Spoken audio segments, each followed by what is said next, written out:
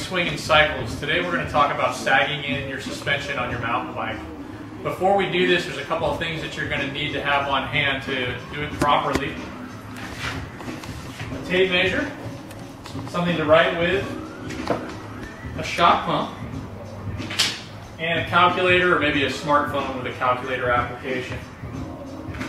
Before we start sagging in our suspension, let's talk about why you want to sag in your suspension. You want to sag in your suspension so that the shock and the fork can respond to undulations and indentations in the trail as well as bumps. The goal of the suspension is to try to keep the wheels in contact with the ground at all times. And the suspension's really been engineered to work best with a little bit of preload, or what we call sag. So the first thing we're going to do is determine how much stroke the rear shock has, and then we'll calculate how much sag we want to add.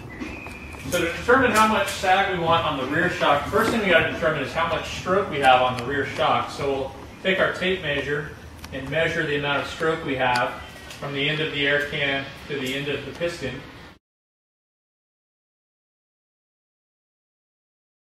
And on this Yeti 575 right here, we've got about 55 millimeters of travel.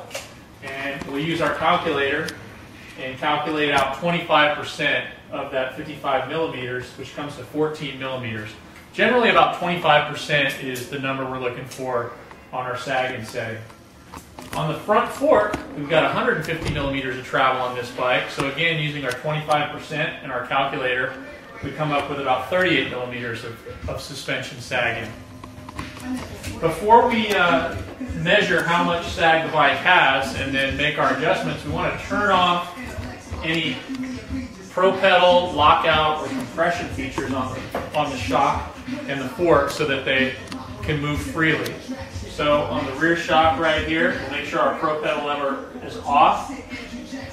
And we'll make sure that our slow speed compression adjuster and lockouts are off on our fork. Then you're going to have the rider hop on the bike, and you can have a friend help you do this at home. And they're going to sit on the bike in their normal riding position. You're going to have them grab the front brake, and we're going to rock the bike back and forth a couple of times so that we know the shock is moving and is free and uninhibited. And we're going to move our travel O-rings down on the fork and down on the rear shock, and then we're going to have our rider gently get off the bike.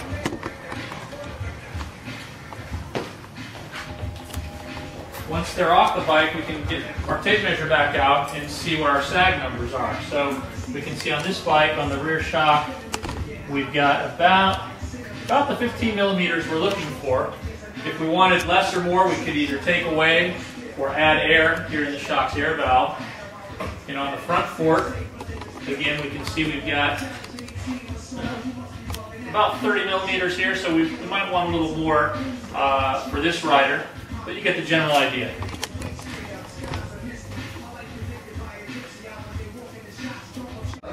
So once our rider's set on the bike and we've kind of measured our initial sag, we can make any fine-tuning adjustments we need to make, either adding air or taking air away, depending on what we need to do to achieve the right level of sag. So we use our shock pump either to add air or to take air away. So on the rear shock, we'll undo the air valve cap here, and we'll thread our shock onto the, our shock pump onto the shock, and then we can either add air by pumping and checking our gauge, or we can take air away by pushing the little air release button right here. On the front fork, it's the same procedure. Put your air caps on the left side here, this blue cap. We'll remove that, attach it to the fork, and then we can add air or use our release button here to let a little bit of air out. Once we've made those fine adjustments, and usually we'll make adjustments 5-10 psi at a time, we can then set the rider back on the bike, check our new sag settings, and make sure that we hit that 25% sag in number. That's pretty much it for setting sag on your mountain bike. Thanks for watching.